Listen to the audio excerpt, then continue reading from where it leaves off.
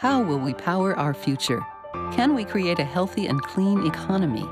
Climate One at the Commonwealth Club is at the forefront of the global debate about energy, economy, and the environment. Bringing together the brightest and most provocative leaders of our time, Climate One is the place where big ideas get heard. With thoughtful and insightful discussions on policy, business, science, and culture, Climate One founder Greg Dalton gets to the heart of the matter. It's our future. It's time to come together. Today on Climate One, we plunge into the ocean with marine biologist Sylvia Earle. Coral reefs and kelp forests globally, their decline is on the order of about half. Also, we discuss drilling for oil in the Amazon and Arctic. The industry tends to go through boom-bust cycles. You get some local activity that goes with it. As soon as the drilling is finished, there's far less activity going on. First, we talk about what an ice-free Arctic means for trade, national security, and the climate. It is part of the UN Convention on the Law of the Sea.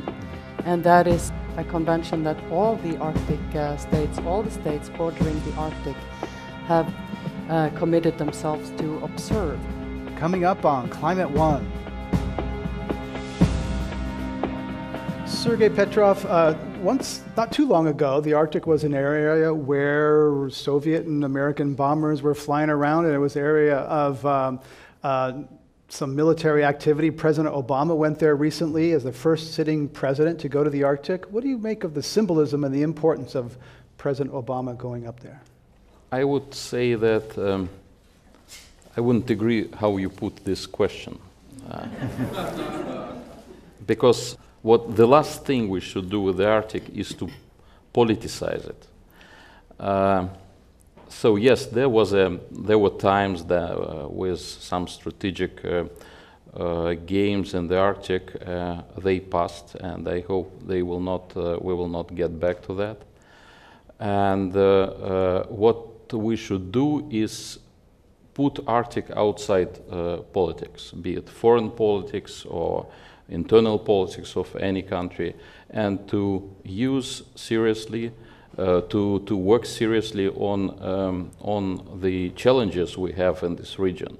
Because this region, and we'll speak about that today, is the region that all the world depends on, be it climate, be it energy, be it level of the world ocean. We will come back to that. Hilda Skorpin, there's a new ocean at the top of the world, and people are paying more attention, maybe some because the president went there, maybe because it's more on the news more.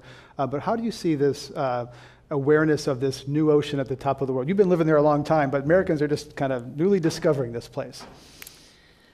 Yeah, well, it's not really a new ocean. The ocean has been there all the time. And it has been subject to the law of the sea. And we hear a lot people talking about sort of a scramble for resources. We don't think that is the case. Most of the resources in the Arctic are found on the seabeds of national territory of the countries on the continental shelves. So just to clarify, the further a country's continental shelf goes out, they can basically claim that's ours, right? They can claim that it's ours, but that is part of the Convention on the Sea, the UN Convention on the Law of the Sea.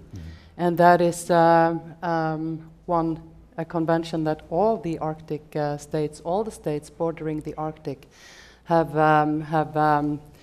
committed themselves to observe. They have explicitly stated that they recognize the law of the sea and the Convention of the Law of the Sea as the legal regime for this region. Alex Levinson, is there a resource scramble going on in the Arctic? Well, there is a resource scramble going on the continental shelves. There is also a new ocean emerging at the top of the world. It is an ocean that's been there before, but it's had permanent sea ice. And the scientists are now telling us the sea ice, as it recedes, may be open as early. They were saying 2050, then they were saying 2030. And I've seen some scientists say it could even be open summer oceans by about 2020. And the kind of resource scramble you'll have there will be shipping over the top of the world, the new Panama Canal, an Alaskan politician called it, and you'll also have fishing and potentially overfishing. William Collins, most people will never get to the seafloor, to the Arctic. Why does the Arctic matter to people in the lower 48 and California? How does it affect our life, our weather, et cetera?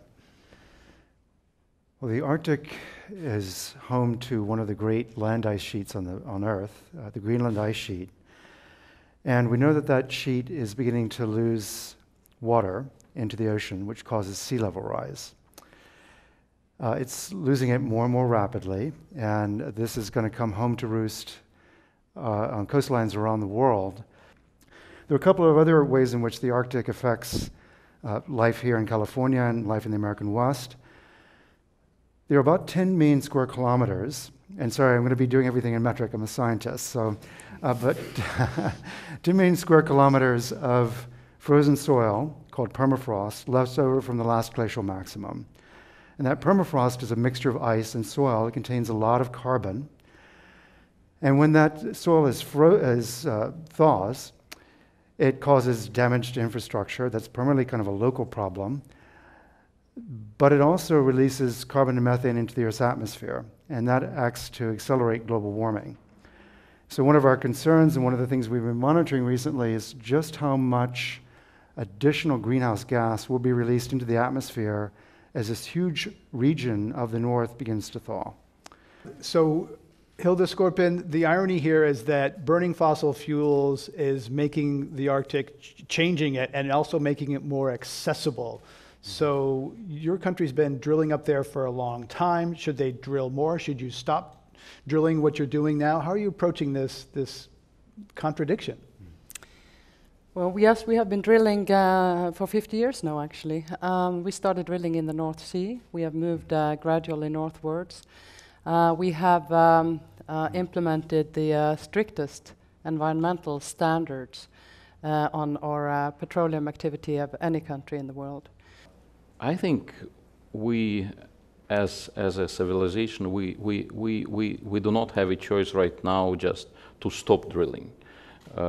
We would be short of energy. I agree with Hilda. Alex Levinson, isn't it inevitable that resource extraction happens in the Arctic? We have an energy-starved world, and isn't it really a matter of managing what happens rather than, there's really no way to stop it? The governor of Alaska right now, Governor Walker, who's not a conservative Republican, which is what you typically expect from Alaska. He's an independent and as liberal a politician as you'll find in Alaska. When President Obama came up, he said to Obama, we need to get more natural gas into the pipeline. We need those revenues. Why do we need those revenues? Because we need to relocate our indigenous Native Alaskan villages, which are being flooded. They cost about $200 million to $300 million to relocate a village of about 300 or 400 people. We don't have the revenues unless we get that natural gas revenues so that we can pay to relocate the village that's being flooded because of the burning of fossil fuels, so we need to get that into the system. Everybody get that?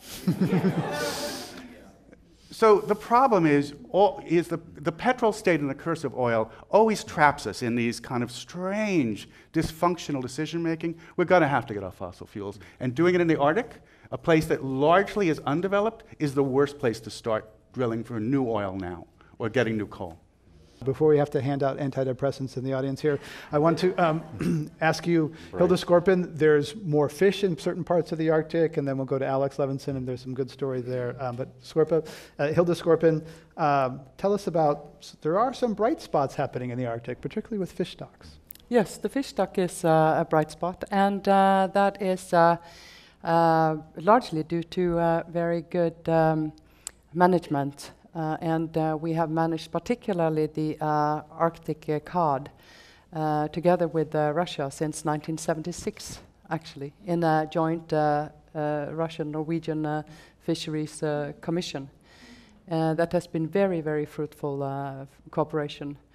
Other bright spots is that we have, the most important thing to us is to keep the Arctic as a zone of as an area of peace and security and cooperation. Mm-hmm. And we, the states of the Arctic very much favor or work in favor of that.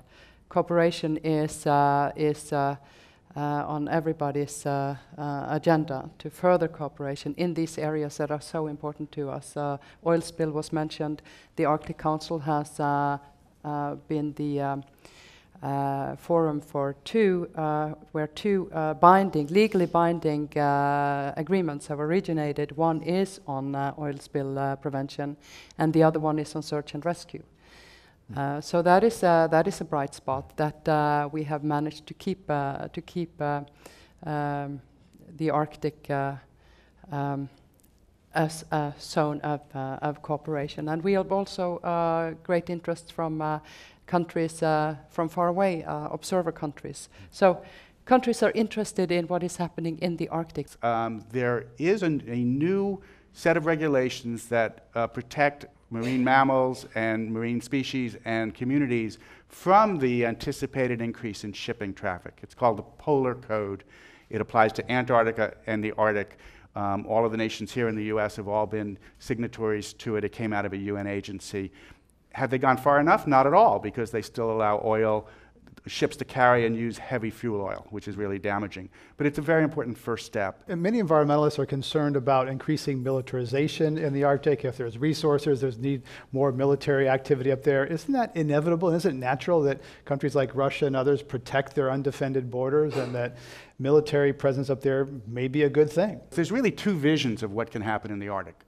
One vision is nations act like they do elsewhere, and you'll have a tremendously increased shipping.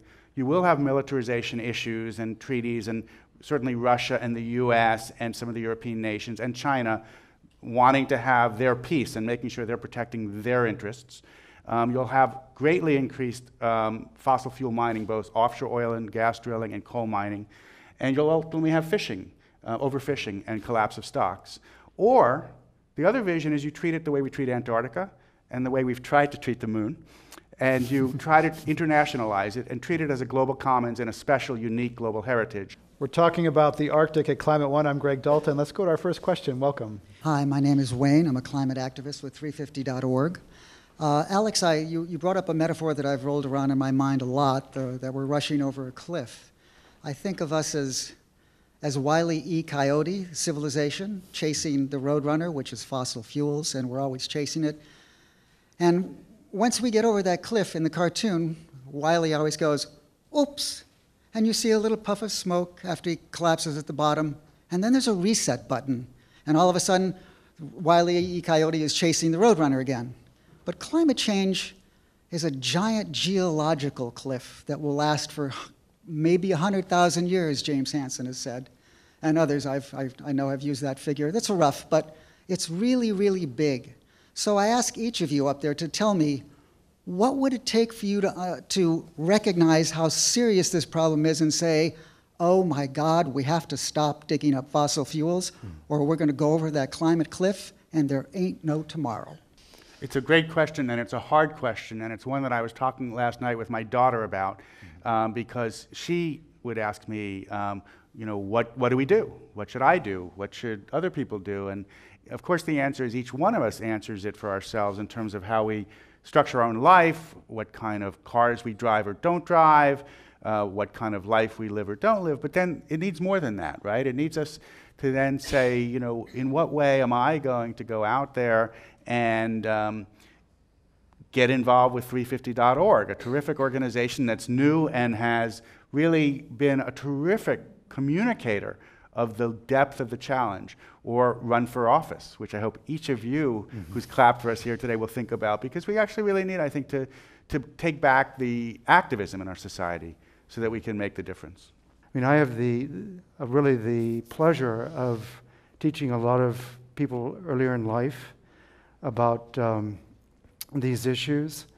And I think the primary thing that I'm trying to do is to tell them that this is not, it's both a challenge and it's the world's biggest opportunity. I mean, you talk about the great generation in the Second World War. Some of the greatest generations to come are in the future. So I think we should go forward with that spirit, and we'll be, and I think with that spirit, we can take this challenge on. Tori, let's go to our next question at Climate One. As the polar ice is melting, it's changing the shape of the Earth. What ramifications is that going to have? That's what happens when you take portions of Greenland, portions of Antarctica, melt them, and then raise the sea level. That does change the geometry of the coastlines very appreciably. So the impact of that will be, if you look at the United States, for example, 50% of the population lives within a fairly short distance of the coastline. And those populations will be affected. There are many other nations, if we now think in terms of climate equity issues, many other countries, populations that are much less able to adapt because they don't have the wealth of the means that we do, they'll be very directly affected by rising seas. Bangladesh is a leading example. And so this issue around the Arctic quickly translates, I think this is very important to remember, into a climate equity issue. How do we ensure that all nations benefit from our efforts to mitigate and to adapt to climate change? We've heard a lot of dark, we're doomed things here today. Some opportunity, some real bright spots. What gives you hope, Sergey? We are Homo sapiens. We are reasonable people, and we should find way out. Yeah. Okay, Alex Levinson. What gives me hope is that in the US we've had a very successful campaign among activists and many others to begin to really get us off coal as a major fossil fuel. And that made me think, wow, we really can, if the US can do this and finish the job with that kind of leadership, and there's a long way to go, but that we're on the right track. Had some good wins. Hilda Skorpin. That we are more and more seeing this is a win-win, and that we recognize that we have to cooperate. We don't have a choice. William Collins. We can produce as much energy as we need from renewable resources. That's what gives me hope. All the energy we need falls from the sun every day. We just got to translate that. Up next, drilling for oil in the Arctic and Amazon. Lou Alstad, I'd like to begin with you. Shell made headlines recently by pulling out of the Arctic after, what, $6 or $7 billion. Tell us what you made. You spent 30 years looking for oil for Mobil. Tell us when you read that, what did you see? A lot of mistakes. There were warning signs early. They had problems in the previous drilling season, a couple problems with rigs. And then they obviously picked the wrong spot to drill when they finally got to drill and had a dry hole. So that money's pretty well shot, and I think it is probably going to push back drilling in the Arctic for 5 or 10 years. People are going to think really hard if a company that is as good as Shell is, they're pretty good at what they do. They're very good at what they do. If they can blow it that badly, I think it's going to push things back a number of years. Was it low oil prices, regulation, kayakers in Seattle? How did they play a role? Short-term oil prices, I think, had nothing to do with it. These things are long-term projects. They have to be based on long-term view of what oil prices would be and whether they would bear the cost. But the costs there are very, very high. And I think with the problems that they had, people are going to be thinking that the costs are even higher. So that's the big problem. I think the kayakers in Seattle probably got a lot of attention. It probably upped the ante, and I think that kind of activism does up the ante for companies in talking to their shareholders and their boards of directors.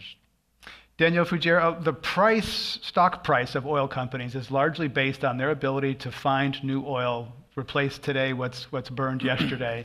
So tell us your take on the Arctic. I mean, really, those companies are just going to go find it somewhere else, aren't they? Well, that's the question that we as shareholders ask companies.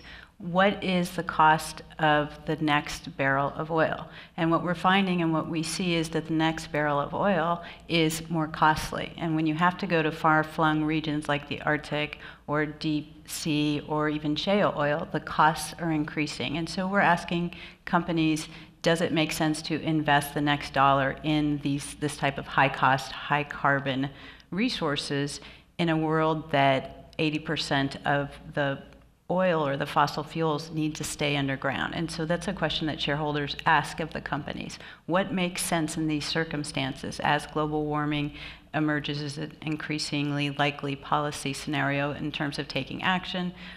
Should the companies be investing their money there? Leila Salazar Lopez, there's a lot of oil in the ground in Ecuador, in the Amazon. You think it should stay there, but couldn't some of that extraction help the people in the local economies there, if it's done properly, if it's done well? If it's done properly, that's the question. In order to keep our planet under 2 degrees Celsius, we must keep 80%, 3/4 of fossil fuels in the ground. And we must transition to 100% renewables by 2030. So talking about technology, we need to advance and increase the technological advances of renewable energy. The technology is available, but where's the political will?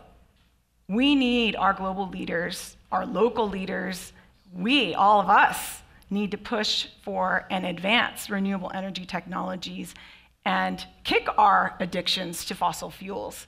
And, there's some places, we're not going to do that overnight. There's some places where we should start. The Arctic is one of those places we should start. The Amazon is another. Indigenous people say it's a sacred place. It's also the source of 1/5 of our fresh water. 1/3 of plants and animal species come from the Amazon, the world's largest river, the world's largest carbon sink. And the amount of oil that we're looking at and we're thinking about actually getting out of the Amazon, Yasuni ITT, for example, the proposed plan by the Ecuadorian government to drill in the most biologically diverse place on the planet, the home to uncontacted indigenous people. The plan to drill there would be about 10 days worth of oil. Is that worth it? Rene Ortiz, you are former Secretary General of OPEC. Do you agree that 3/4 of the hydrocarbons, the oil, needs to stay in the ground to meet this global commitment for stabilizing the climate? The United States is producing more oil. Today, from 2005, 2015, 10 years, is the largest oil producer of oil and liquids. 14.5, last year, 2014, 14.5 million barrels of oil and liquids it is produced in the United States. Is the world largest producer, over and above Russia, over and above Saudi Arabia. We have seen the displacement of oil in the energy mix by natural gas. And natural gas comes from the first summit meeting in Rio, because Rio qualified in that summit meeting natural gas as the most environmentally friendly fuel. Lou Alstadt, fracking is a common way to get natural gas now. Does the industry have a handle on the environmental impacts of fracking and the methane released in the process of fracking? I'm going to disagree with Rene on his comment on methane. Methane is by far a more powerful greenhouse gas than carbon dioxide. If you look over a 100-year period, it's something like 35 times worse than carbon dioxide. Over a 20-year period, which is the critical time that we're dealing with, it's about 86 times worse than carbon dioxide. So thinking that you're solving the problem by replacing oil with gas is just digging yourself a bigger hole. We really have to acknowledge, and there's a reason that it hasn't been acknowledged, and that is that the information on methane leakage is relatively new. We knew it was a large, powerful greenhouse gas. What we didn't know was how much was leaking into the atmosphere. The numbers don't have to be much more than a few percent before natural gas is worse than coal in terms of being a greenhouse gas. So we actually have to control both oil and gas at the same time and reduce them both and move to renewables as quickly as we can. And we've got to create the financial incentives to move in those directions. And Daniel Fugere, you work inside companies trying to pressure them to think about these things, move in that direction. Tell us about some of the recent resolutions inside oil companies, looking at their risk and their future profits. If you've got Saudi Arabia that can drill at $10 per barrel, why would companies like Shell go into the Arctic and drill for $100 per barrel oil? And these are incredibly important questions. And so these are energy companies. Are they energy companies or are they oil companies? Right now they are oil and gas companies. And this could be like Kodak, who, went under because it did not change. And so these companies have to grapple with their situation. They're the highest cost producers. Every barrel is going to be high cost. So that drives the market for renewables. Secretary Ortiz, electric cars, are they the future? And what do your former friends and your friends at OPEC think about electric cars? Probably they're already buying them. Well, I'm thinking about the sheikhs in the Arab countries where most of the oil reserves are, and they are always in the fashion, buying the best of the technology that becomes available. But I think the world has been changing. The world is changing, and is changing forever. Leila Salazar-Lopez, I'd like to ask you about the strategy for the environmental movement is often to attack supply, to try to keep it in the ground, to go after the companies. That didn't work so well for the war on drugs, to try to keep it down south, not coming into the United States. As long as there's demand, someone's going to meet that demand, and maybe the price goes up. So I'd like to question you on the strategy of attacking supply rather than looking at the demand side of energy. Well, it is about supply and demand, but if we have to think beyond the short term. We're thinking about our kids and our grandkids and the future that they're going to live on this planet. We are heading towards an unlivable planet if we don't make drastic change now. We don't have a choice really, but to transition away from fossil fuels. When I think of, our dependence on fossil fuels and the Amazon, I think of Chevron.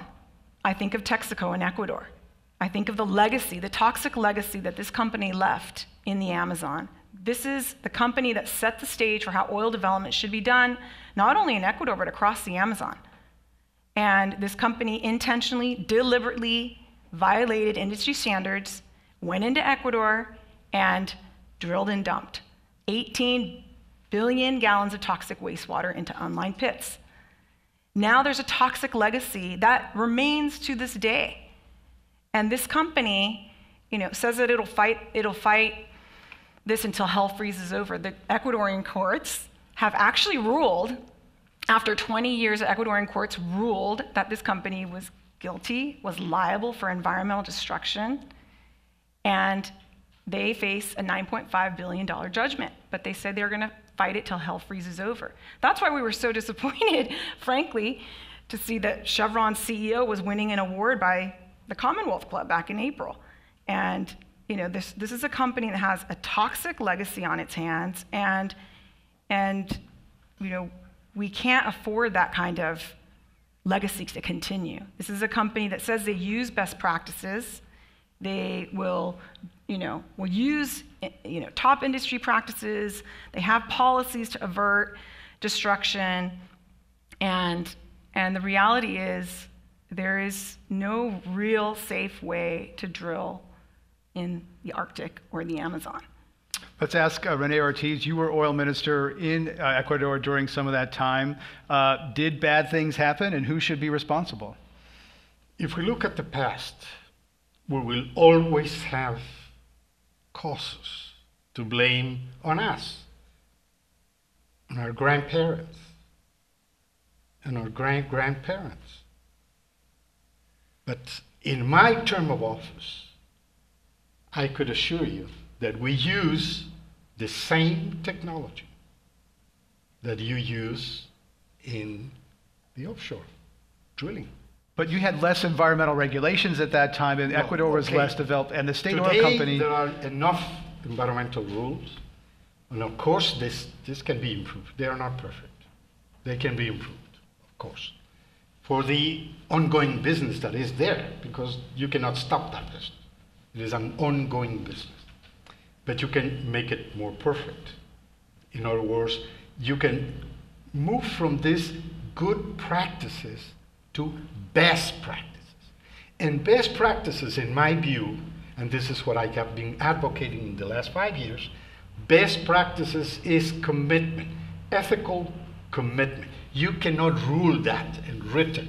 There are no laws for that. It is ethical commitment of the oil industry to do their best, not their good. We don't think that the best in the Amazon is good enough, because drilling in the Amazon, in the most sensitive ecosystem, such as Yasuni National Park, or even in Colombia, where equitable origin is certifying, there are some places that need to be off limits. Lou Alstead, is it true that the industry doesn't have a great record sort of raising the income levels and economic development of areas where extraction happens? A lot of the money from Nigeria goes out of the country, and the locals don't benefit other than they get some pollution and maybe a few jobs. This is not only in less developed countries, it's right here. The industry tends to go through boom-bust cycles. During the drilling period, you get a lot of activity, you get some local activity that goes with it. As soon as the drilling is finished, there's far less activity going on. It takes far fewer people to operate the fields than to drill them, and they go bust. And you can see it happen in Pennsylvania. When the drilling backed off, some of the towns that were booming during the shale boom have already subsided. And it has happened over and over again. In the western part of New York, where there was older drilling, the counties that had the drilling are less well off than the neighboring counties. Example after example. The drilling is not a great economic boon for the local people. Let's go to our audience questions. Welcome to Climate One. There's been a lot of talk about Yasuni ITT. I read that in the EIA, there's no plan to re-inject formation waters. There's no plan to deal with an area that's almost constantly flooded. And there's also no plan really to deal with uncontacted indigenous peoples. And there's even a company, Certec Pet, an Ecuadorian company, which is proposing to build roads there. I mean, indigenous peoples have been looking after their ancestral territories for thousands of years, and I would agree with you. They have the most to lose from any destruction or any disturbance or any increased oil expansion into their territory. So that's why most indigenous federations, indigenous nationalities in the southern part of Ecuador have said no to oil development, no new oil development. And that's what we're talking about when we say keep fossil fuels in the ground. We're talking about, let's start somewhere and say, let's start with the places where the most biodiverse places on the planet, where indigenous people are saying, we don't want oil development here. We want to protect our forests. And in the case, in the Oriente, in the northern part of the Ecuadorian Amazon, that's where Texaco was. That is where there is oil development. That's where a massive reserve has already been found. That's where there are roads. There's oil infrastructure already there. That is actually where some indigenous peoples and some nationalities and organizations are saying, hey, we're already surrounded by this. We've already lost most of our forests. We've actually already lost most of our cultures. So, you know what? Yeah, we want a piece of the pie. And people in the Gulf of Mexico might say the same thing, that a lot of people down there like the industry, they benefit from the industry, and that would be a place to continue development rather than go into the Arctic. Let's go to our next audience question. Welcome to Climate One. I'm curious to hear your perspectives on the advantages of divestment as a means for civic action versus shareholder engagement. Thank you. The divestment movement has been very important in starting dialogues and asking important questions and raising issues to the forefront. So divestment is extremely important. Divestment is also something that shareholders do when they are worried about the performance of companies. This is, shareholders regularly divest from companies and buy other companies. And so divestment, although it's become a loaded term, it's also just what shareholders do when they don't think a value, a company has sustained value or long-term value if they're looking for long-term value.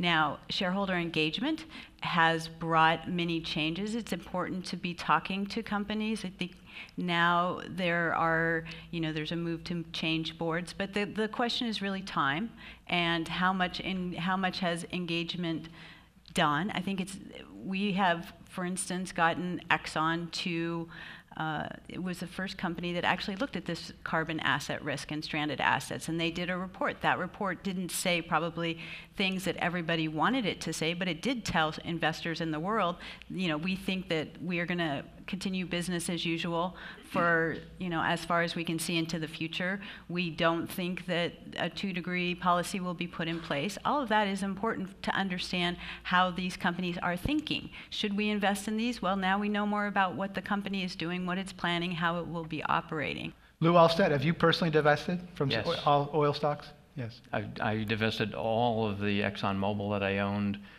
and I've pulled as much as I can find and get at easily out of mutual funds, changing mutual funds to funds that have less carbon impact. And we'll get to that. Okay. Did you do that for moral reasons or because you think it's a bad bet? Both. We can take individual action and we can take, global action. We can't entrust our political leaders to solve everything for us. We have to take action ourselves as well.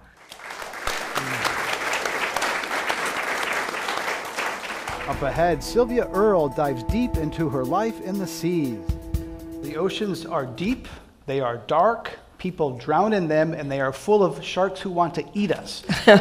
So why should a person who's not into the oceans like you are care so much about the oceans? Why do they matter?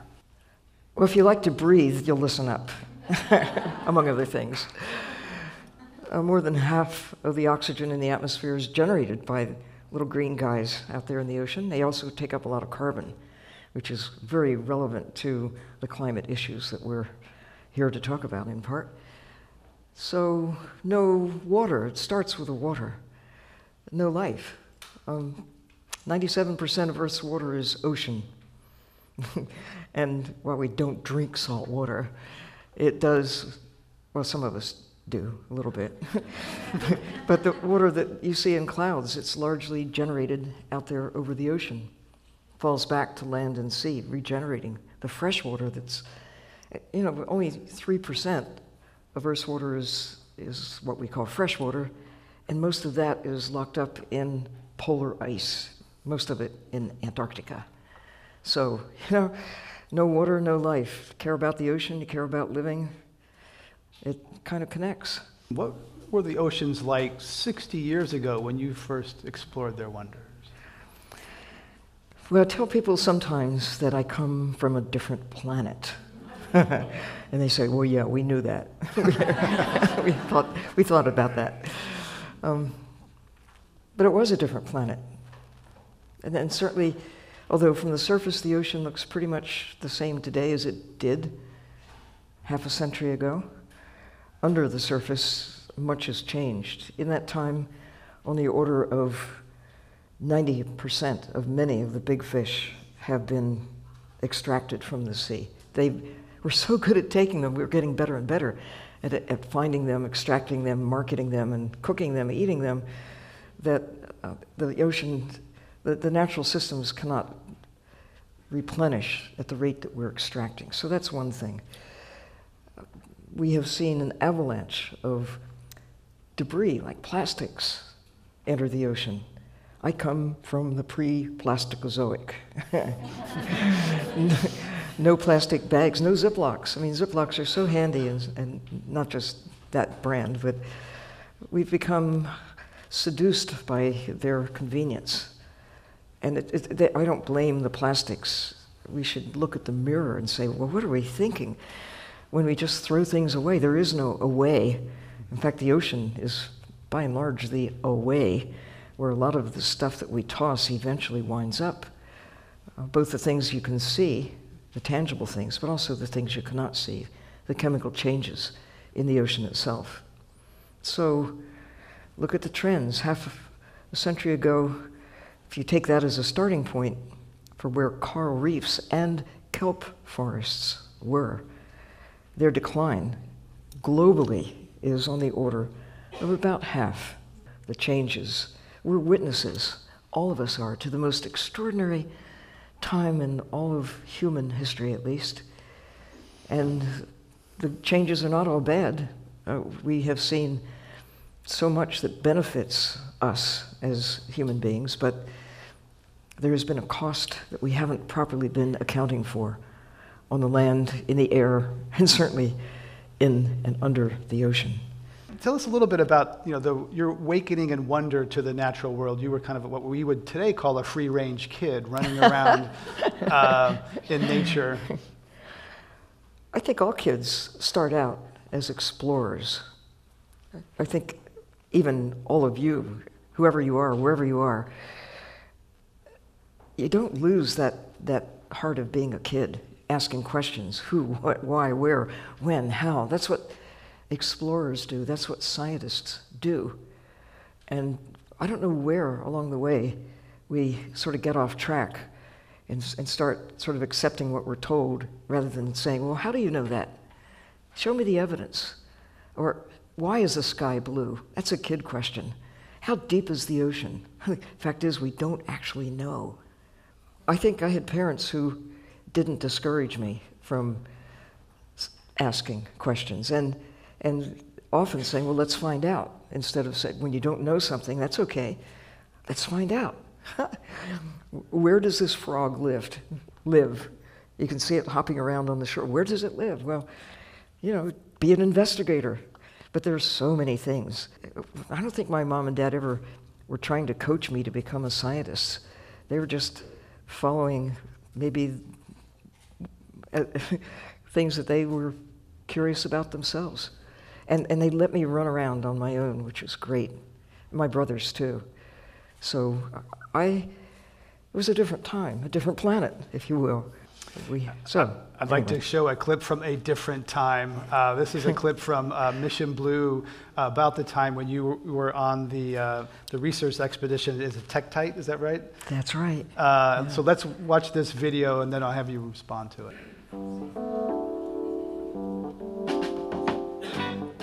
Now, a team of divers will attempt to live for 2 weeks as quiet residents on the sea floor. Ironically, these aquanauts are not men with extraordinary physical endurance and stamina, but 5 young and attractive women, the world's first real-life mermaids. Their leader is a renowned scientist, Dr. Sylvia Earle, a marine botanist and an experienced diver.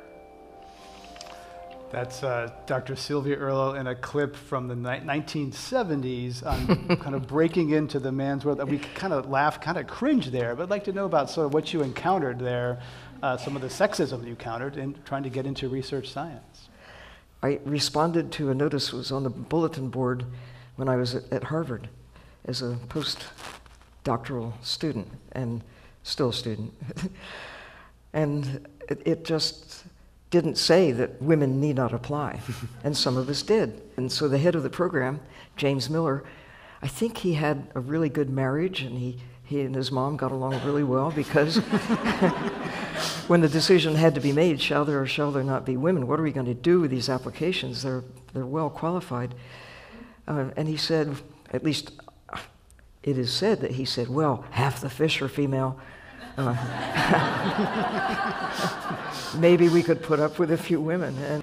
And would they object to that? I don't think so. I'd like to ask you about the impact climate is having on the oceans in terms of warming, acidification. I think I should turn that question around and say, what impact is the ocean having on climate? Because the climate is driven by the ocean. And the ocean is where most of the action is. It's not just where most of the water is, it's where most of life on Earth is. It's where the greatest diversity of life is. The ocean is Earth's great thermoregulator. Holds heat, releases it slowly. Holds cold, releases it gradually. So the ocean holds the planet steady. The ocean governs climate, governs the weather. So we should be asking, so tell us about the ocean and how it distributes heat with the ocean currents. Think of this, that most of life on Earth lives in the dark all of the time. And I don't mean just places like Washington, D.C. I'm talking 1,000 feet underwater. or more. And the average depth is 2.5 miles. How much, we're looking at the skin of the ocean that is illuminated half the time, or more, something like half the time, when the sun is around. But below that, it's dark. That's where most of light, and it's cold, even in the tropics. We're seeing more severe weather. Is that impacted by changing ocean currents, rising ocean temperatures? It's important to recognize that Earth has always been changing, but the changes generally are gradual. Sort of these changes occur at a stately pace. The geologic changes of continents moving apart, of the gradual ups and downs. There have been ice ages in the past. They've come and gone. But what we're witnessing now is accelerated warming. We're accelerating the change of chemistry of the ocean with the acidification that has happened in the past. There's evidence of this. So you should ask the question, how do you know? Don't just accept it. Dig for the answers and convince yourself of what's happening right now. And then look for the causes. Why? Why is it happening at such a pace? And look at the correlations between what we have been able to measure, providing evidence of the correlation between burning of fossil fuels, carbon dioxide in the atmosphere, how this is formed along with the exhalations of methane, creating this blanket, the greenhouse effect. It's great that we have some protective layer that makes it possible for Earth to be suitable for the likes of us, but the greenhouse effect means that we are capturing the sun's heat and holding it and accelerating this warming trend that is mostly captured and held in the ocean. The good news, and I think it really is the best news of all, we can see and understand that these things are happening. You can't solve problems if you don't know you've got them. So, okay, we've got these problems. Instead of saying, oh, woe is us, nothing we can do. No, lucky us. We've got this 7 billion brains out there. Got to be some good reason for having 7 billion people. But let's figure it out and look for solutions. And there are solutions. If we want to look at food security going forward, we have to think differently about how we acquire the calories to propel the numbers we've got, let alone the more who are on the way, to be able to avert poverty and hunger and all the other plagues of humankind. But we can do it because we're armed with knowledge. We don't have a lot of time to figure it out. I do think that the next decade will be really critical. The next 10 years, the most important perhaps in the next 10,000 years. Do you eat fish? If not, when did you stop? When I was 12, we moved to Florida. My backyard was the Gulf of Mexico, and, lobsters, the spiny lobsters, oysters, clams, fish of a great variety. It just seemed the thing to do, and I failed to do what I'm advising you to do. Ask questions. How old is this fish? What did it take to make a grouper? How many of them are there? Where do they live? How far did it have to travel from the ocean to get to my plate? And what does it look like anyway when you see it on your plate? It's just, has lemon and, little green stuff. You don't see what these creatures really are. At least most people know what a chicken and a cow, a pig, what they look like. But the fish, if you just look at fish sticks, what's a fish? What's it look like? You see goldfish, but that's not a good model for the 25,000 kinds of fish, freshwater and marine that exist. Catch of the day. The catch is you don't know what you're eating. It's probably been relabeled by the industry in some way. But I don't eat fish anymore. I know too much. I really do. I know too much about how important fish are alive, like birds are to the land and the skies above, to the planet as a whole. Let's go to our audience questions. We're at Climate One. We're talking with Dr. Sylvia Earle, the ocean explorer. Welcome. Hi, my name is Bushan. Very interesting talk tonight. But if I take away something for at least those of us here in San Francisco in a very literal context, right? I think what you've challenged us with is intellectual honesty. And I ate red snapper tonight. My daughter is a vegetarian. And when she first turned vegetarian, I asked her the question, she's 11, why are you vegetarian, right? For a parent, it's one more issue to deal with. And she said, I don't want animals to die for me. I have not been vegetarian since, but tonight I think it boils down to the pith, which is intellectual honesty. So we can either talk the talk, but we can go and have our shrimps and have our oysters and somehow pretend that everything is okay, that we live a lifestyle that's somehow sustainable. But I think that's fundamentally dishonest. So I think I would challenge the audience here tonight is, you can choose the path of intellectual honesty, or you can use rationalizing. I'm going to choose honesty, I hope. Thank you. No more red snapper. Maybe we converted one more vegetarian here tonight, Dr. Earle. Yeah. Let's have our next question. Welcome. Hi, my name is Claire, and in the next 2 years I'm going to be going to college, and my question is, what do you suggest for future marine biologists and environmental advocates to do academically besides just explore and stuff? Go get wet. I mean, there are many institutions, and of course it's logical that going to a place that is accessible to the sea, or at least to water, it helps, but it's not mandatory. But try to get to some place, whether it's within school or on your own time, get somebody to take you there if you can't take yourself, but spend time actually observing the things that you're drawn to. And that, again, the idea of aquariums has a place for this because you have a condensed view, like a captured piece of the ocean, but there's no substitute for the big aquarium. That's the ocean itself. And choose something that you really love and become as good as you can, whether it's, and it's not necessarily in biology, but maybe it's in terms of you have a good voice, so be really good with music or with writing, or if you have a way with words, or with drawing cartoons. Sometimes Jim Toomey, who's the shark cartoonist, he loves the ocean. He's a marine scientist, but he expresses himself in a unique way by having a cartoon strip about sharks. So it may sound a little unconventional, but don't just, yes, learn everything you can, take advantage of the schools that are there, devour what your teachers are trying to stuff into your brain. That's their job. But also, on your own, follow your heart. For me, it turned out to be seaweeds.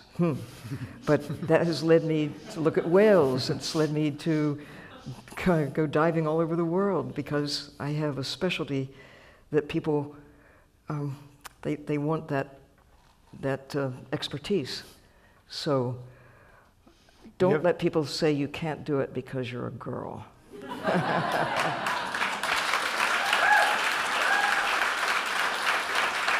Got a couple more questions here for Dr. Earle. Is there anything that we can do to help? Yay, good question. I love the fact that the ocean is alive. Water is great. When you're diving or swimming or whatever, you're suspended. You can, stand on one finger, the water holds you up. You can just be so graceful. But the part that really attracted me to the ocean in the first place was the fact that there's life in the ocean. And it's endless. I mean, the mystery, my daughter and her husband have a little company across the bay from where we are now. They build submarines and robots and other equipment to explore the ocean. So part of what I love about the ocean is there is so much out there yet to be seen that everyone can be an explorer. And even though you've been to the ocean 1,000 times, and I have, you never know what you're going to find the next time. And so what can you do to help? Well, go out there and be part of the action. Go build a submarine and then use it. Or walk along the beach and keep your eyes open. think about what you think that can make a difference. That whether it's writing a poem, some people can do this, but don't just keep it to yourself. Share your view. Use the power of communication that didn't exist when I was a kid, that does exist now, to inform people about what you know or what you care about. Support the idea if you can, figure out whatever way you can. I think the most important person to contact on these issues is the person you see in the mirror. Our thanks to Sylvia Earle, the ocean explorer, scientist, and advocate for being with us today at Climate One.